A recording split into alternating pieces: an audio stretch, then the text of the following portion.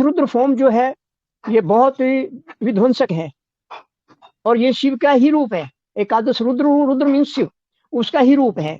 और हम सब जानते हैं शिव जो चीज बेकार हो जाती है उसको सृष्टि से मिटा देते हैं, उसका नया उसको खत्म करके नया उसका संहार करके नया विस्तार करते हैं, सृजन विस्तार करते हैं। इसीलिए इनको सृजन संहारक भी बोला गया और सृजन प्रसारक भी बोला गया। तो ये दोनों चीज काम करते हैं। दूसरा, शिव की शक्ति अपने आप में अनोखी है।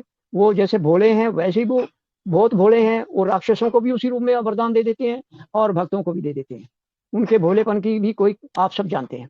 मगर हम यहाँ जो बात कहना चाह रहे हैं, कृपा करके अपनी तरफ से कभी भी कोशिश कीजिए कि शिव का किसी प्रकार हम, अब मैं कहना नहीं चाह रहा हूं अपमान ना करें, दूसरे शब्दों में हम ये कहेंगे कि उनके एक स्वरूप हैं जो गुरु हैं 5, उनका भी अपमान करें। 5 इधर के 5 10 गुरुओं का राजी गुरु दत्तात्रेय का। तो इस प्रकार अगर हम ये सब करेंगे तो हमें उम्मीद है कि हमें इसका बहुत लाभ मिलेगा।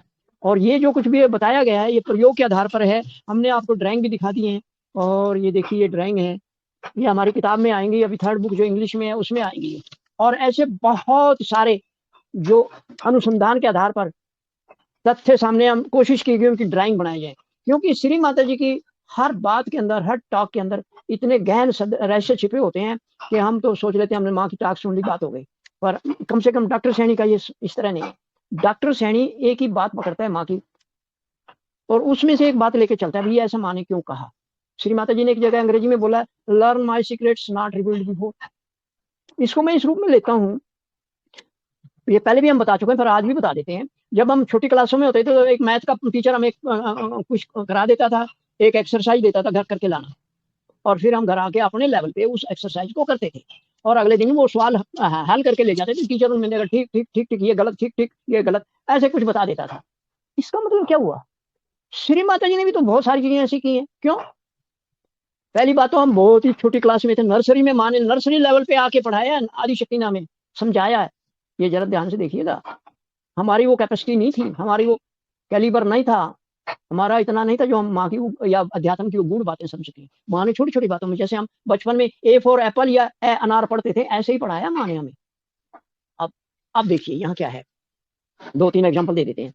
अगर ये विशुद्धि स्वादिष्ठान बताया माँ ने, यहाँ पर लेफ्ट के ब्रह्मदेव सरस्वती और शुद्ध विद्या है, शुद्ध निर्मल विद्या है, शुद्ध इच्छा है, ठीक है, ये माँ ने समझा दिया।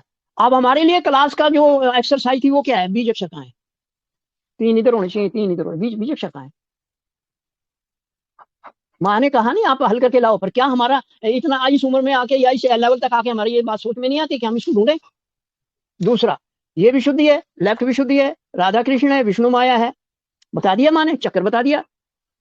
अब अगर ये देखें चक्कर पे यहाँ तो क्या है, यहाँ पर तो 8 पेटल भी हैं, लेफ्ट विशुद्धि की, राइट विशुद्धि की 8 पेटल हैं, कहाँ हैं? जब ये बता दिया तो बाकी कौन खोजेगा भाई? ये हमारे घर पे जाके काम करने की दिया, होमवर्क दिया माँ ने हमें। अनाथ का ले लो, ऐसे पता नहीं कितने गिनवा सकते हैं हम।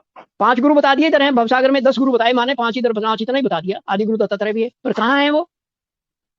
ये हमारे लिए वो एक्सरसाइज नहीं थे घर पे, होमवर्क नहीं था क्या? तो ये हमारे लिए बहुत जरूरी है, कृपा करके इसको अदरवाइज नहीं लेना।